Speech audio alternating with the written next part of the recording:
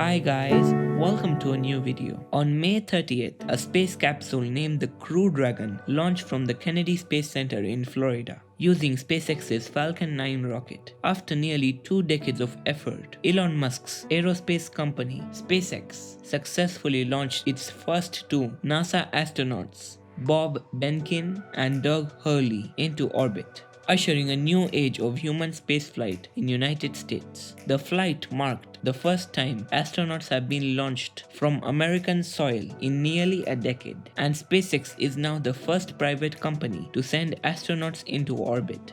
This is the Crew Dragon capsule, SpaceX's new Crew capsule. It's designed specifically to launch on top of the Falcon 9 rocket. It's actually a modification of the company's Dragon cargo capsule that's been taking supplies to the International Space Station for the last decade.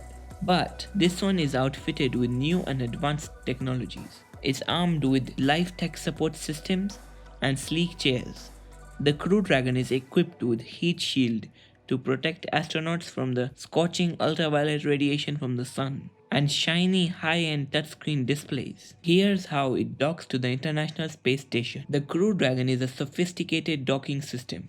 Firstly, it opens the front nose cone to activate the navigation systems. Using a series of sensors and entirely automatic cameras, the vehicle can approach the International Space Station on its own autonomously and latch onto the docking port. Let's see the process that astronauts went through before the launch. Firstly, 4 hours before the launch, the crew on board is suited up and gets into the Tesla Model X, NASA and SpaceX crew transportation vehicle, and heads 13-kilometer journey to the Kennedy Space Center. 2 hours and 55 minutes before launch, the crew arrives on the launch pad and start boarding to the Crew Dragon capsule. Then there is a communication check between the crew and the mission control system. 2 hours before launch, the seats are rotated up, putting the astronauts on their backs. They also check for any leaks in their suits and verify that they are good to go. Right after that, the capsule is closed and sealed. 1 hour before the launch, the exact location of the International Space Station is uploaded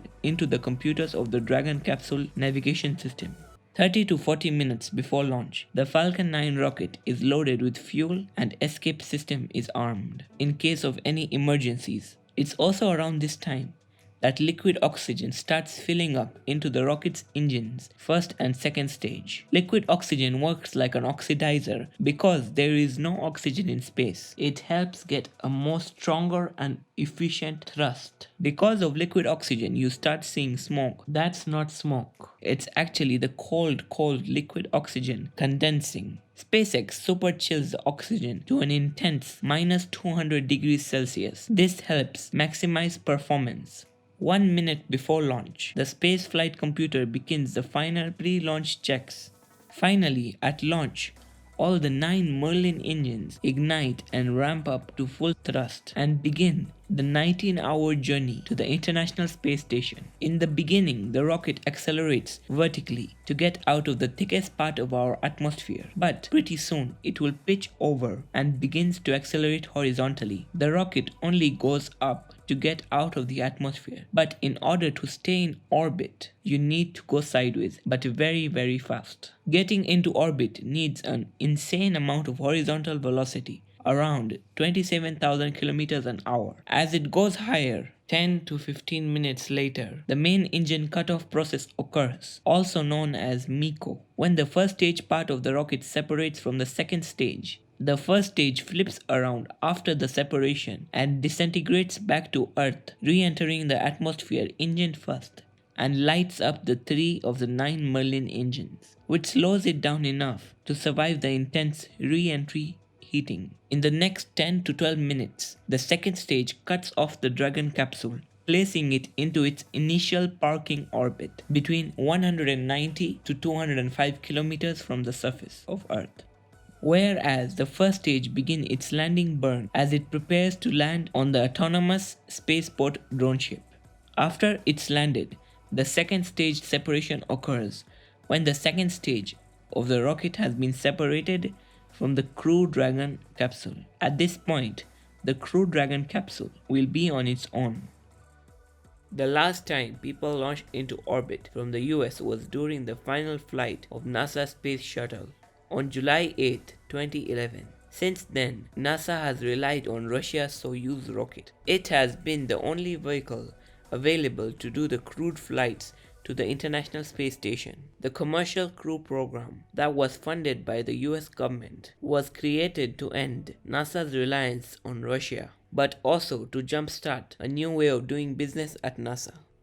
The Crew Dragon has successfully docked to the International Space Station. While they are up there for about a month or two, how would they actually return to Earth? Let's find out. Benkin and Hurley will climb back on the Crew Dragon capsule and begin their intense journey back to our planet's atmosphere. The Crew Dragon is equipped with a heat shield to protect the astronauts from the fiery descent. It has an array of parachutes designed to open and gently lower the vehicle into the Atlantic Ocean. After splashdown, SpaceX recovery boat will greet the Crew Dragon and take their capsule back to shore. A lot is riding on this mission, but if it all goes well, the flight could serve the beginning of SpaceX's journey into human spaceflight. NASA plans to use the data collected from this mission to certify the Crew Dragon to perform regular trips to the International Space Station. That means we could soon be entering into a new era